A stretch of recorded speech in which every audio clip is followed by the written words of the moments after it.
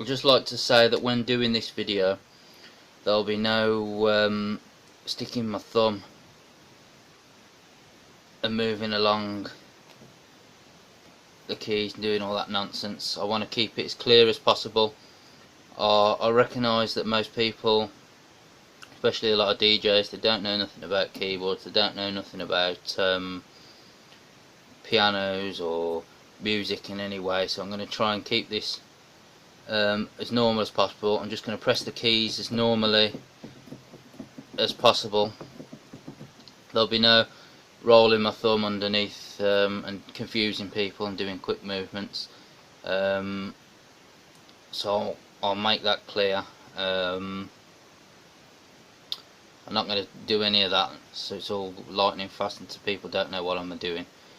I'm just going to be doing it, pressing the keys normally, just like you will be doing, so you can fully see and understand what I'm doing. I'll write things down about chords, triads, etc., so you can see it in black and white, and I'll try to explain it as best as possible as we go along. Like I say, I know everybody isn't as clued up on these kind of things as some people are. Okay, if we want to manually key our tracks, obviously we're going to use a keyboard. We need to find a suitable octave. The octaves obviously are the white and black keys that are repeated all the way along the keyboard over and over again. You'll probably see it better on the screen. Around about halfway, about the middle of the keyboard is probably best. I would say something about there. Okay. If you're not sure what the keys are, C, D, E, F, G, A, B, C on the white notes. When it comes to the black notes can either be a sharp or a flat. The way I look at it is, to the left flattens, to the right sharpens. So a D flat can also be a C sharp, D flat onto the black, C sharp onto the black. So that's how you get the gist of the black notes. Obviously it can be written, that particular note can be written in either C sharp or D flat. On our wheel it's, I think it's D flat, is it? Yeah, D flat it's written as on our wheel, so we'll stick to using D flat as not to cause confusion. You can see that it's labelled as D flat, so we'll keep it as D flat. The same for other keys, we'll use what it's labelled as on the wheel. This one, F sharp, is labelled as F sharp, etc. So you're better off keeping it to what's labelled on your wheel for your black keys, and you call it the same, then you'll know exactly where you are, especially if you're not someone that's musically inclined to know what's going on. Okay, and what we actually need to do first of all is find our root note. So that's the C, D, E, F, or the C flat, or the F sharp, etc. We need to find that one key, the root note of the track that we're listening to first of all. How we'll do that is by playing the track that we want to find the key of, and just going through as the track's playing, each of the notes in the octave until we find the one that best fits or merges with the track we're listening to. Then what we need to do is add the third, which is the third obviously in intervals, but when we're going to play a triad or a chord, But first we need to find our third, whether it's minor or major, and then we add it to the root note.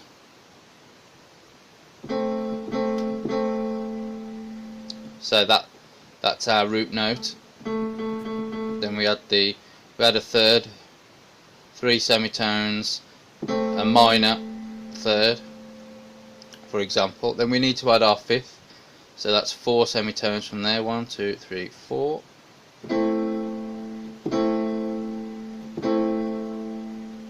And then we do the same procedure what we did when we found the root note while listening to the track, for that to merge. So then we know the track that we're listening to is in the key of whichever chord that we're playing.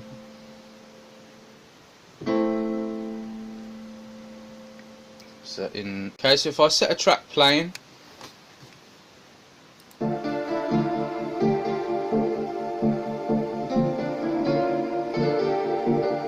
that sounds good.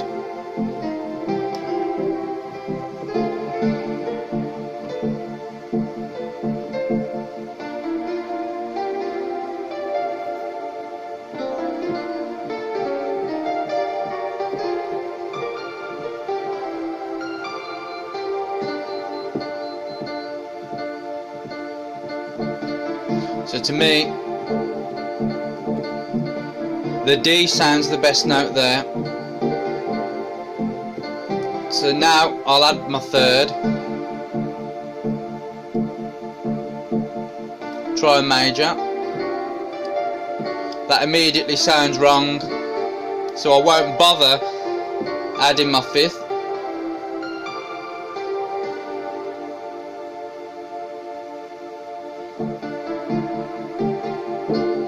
That sounds better.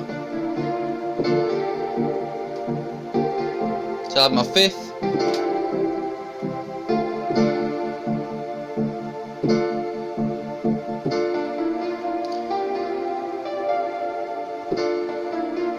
Obviously, if you've got a pedal, a foot pedal, it'll prolong the note. It might help a little, but it's not needed.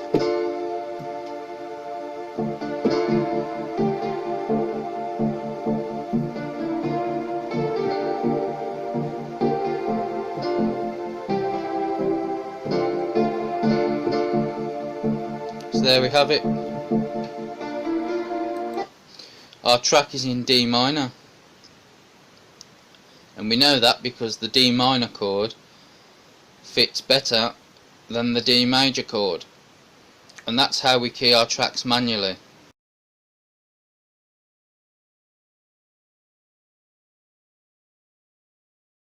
Okay, I'll just go over the triads again. Got it written down. The major triad is your root note plus 4 semitones from that root note. These are semitones. Each step, including the black notes, is a semitone. So you go 1, 2, 3, 4 semitones for your major third in this case, and then plus 3 semitones from the third. So that's 1, 2, 3,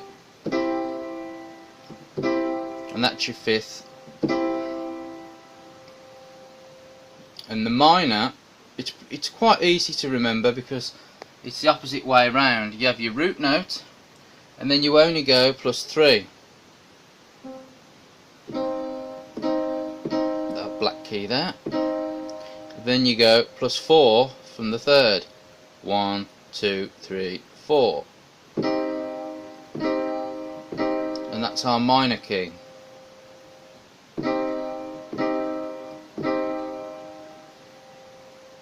Let's see.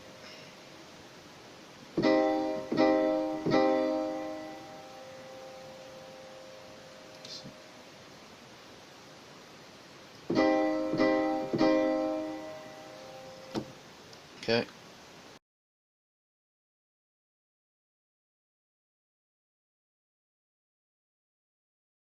Now, the more you do this the same as if exactly the same when you're using software to key your tracks. The more you your ears tend to start guessing the track, what key it's in over time,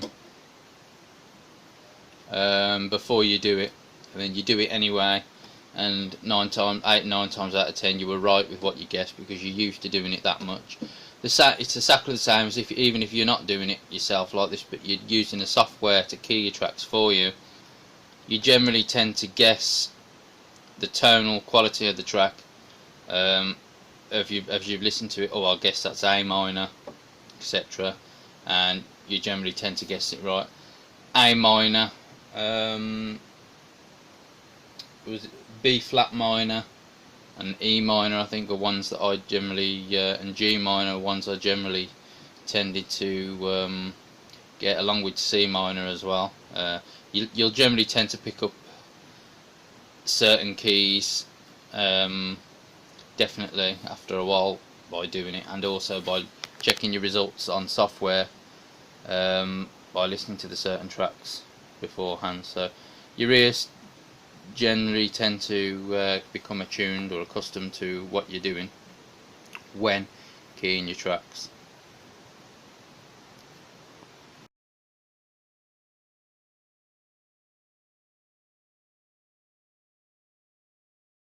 Just want to talk about labelling. A few of us thought early on that it would be good to associate certain colours as well with keys. Obviously that's for memory association, so we associate pink with F minor or 4A. Like I say, this is how I label my CDs, and to mix, so we'll be able to mix between tracks that are on the same CD. This same disc could be duplicated again, so there'd be a B version of the disc and an A version of the disc.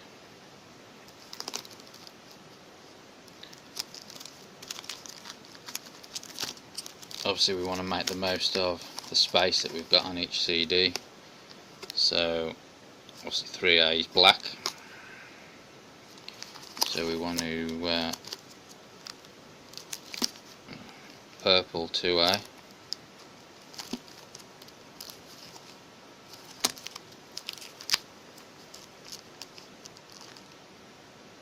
purple.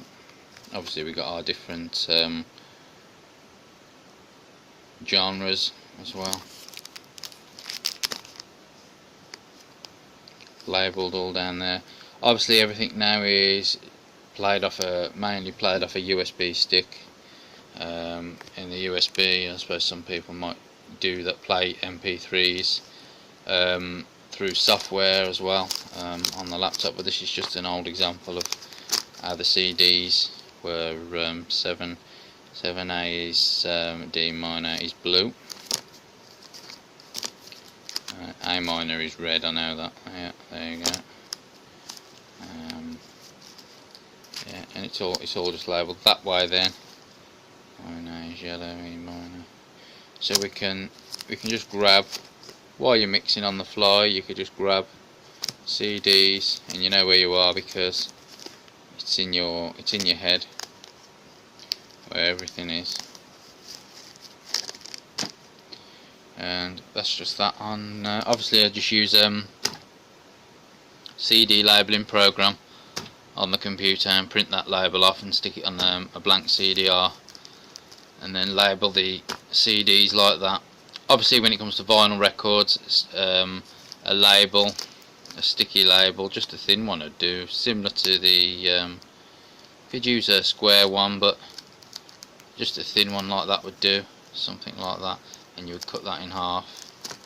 So you would use half of, say, of a label that was, where are we, similar to this white strip along the top, so you cut that in half, and you put the BPM, the Camelot code, and any other information that you might want to fit on there, and then you can stick that on the vinyl record. Obviously some people don't like to put any labels on a vinyl record, so if you really do want to note your keys down from your vinyl, then you'll have to do that on a notepad, won't you? There's no other way around that. Some people do think that it affects the vinyl's value, so they won't stick stickers or writing permanent marker on there, so that's another reason why CD is a good format. Obviously the CDJ still takes CDs as well as USB sticks, so you can still do that, but although it's a lot lighter than carrying vinyl in a flight case, these flight cases are still heavy compared to a USB stick. So it's especially if you're a DJ that goes on travelling around everywhere, and especially travelling on internationally on planes, etc. The flight cases, even for CDs, are more cumbersome than a USB stick or a hard drive. So times have certainly changed in that regard for the better. But like I say, on your MP3s you can still name the MP3 file. You can put it in there, or you can set the, if you use software to key your tracks, you can set the software up to automatically do that as it's keyed your tracks. But if you're still keying the tracks manually, you can still write the key or the Camelot code in on your MP3 file anyway. That's just a little thing about labelling.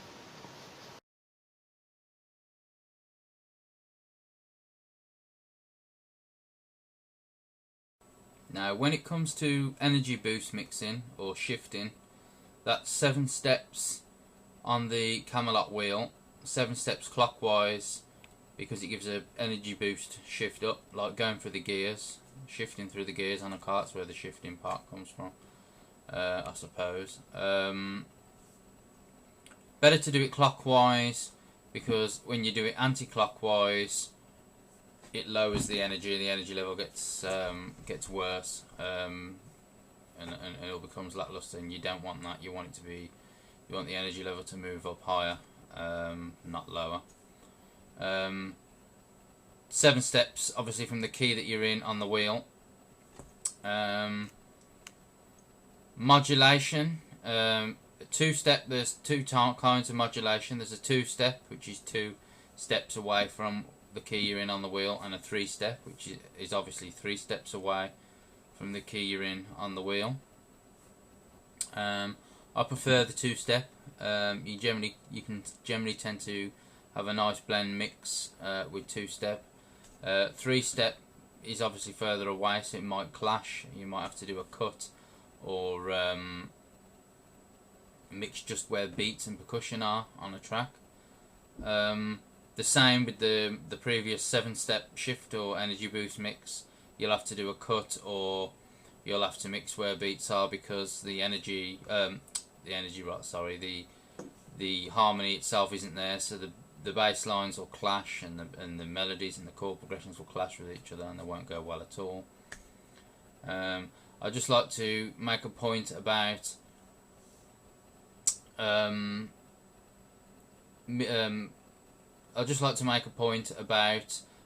key lock and master tempo. Obviously they keep the track's key there no matter where you move the pitch. When you don't have key lock or master tempo, naturally a track's key drifts as you get to plus or minus 3% on the pitch.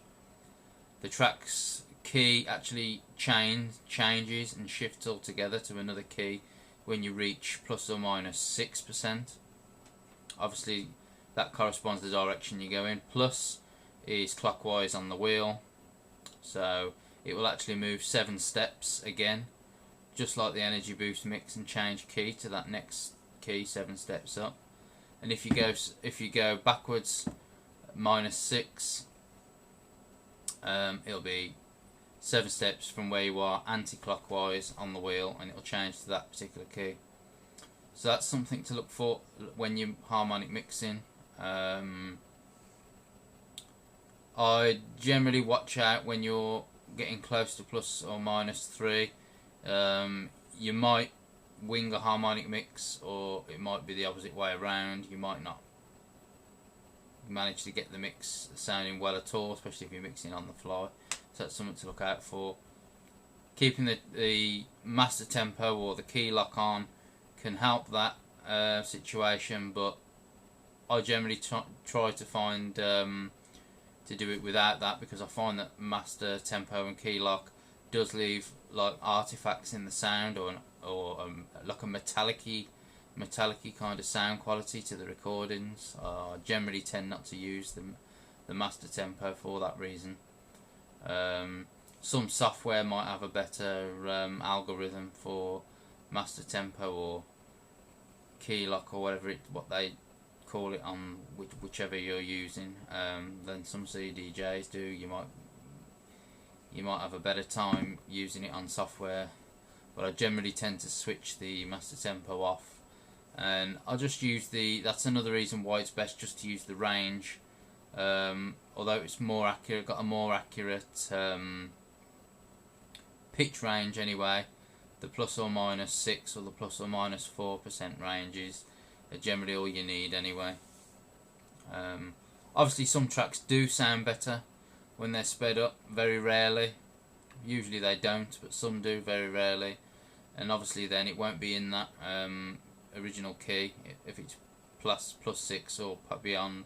So then you'll know where you are on the circle of fifths if you need to mix something else in afterwards. But around about +3 or just after +3, it's kind of like a no man's land where the track drifts. So that's something to take a note of when you're harmonic mixing.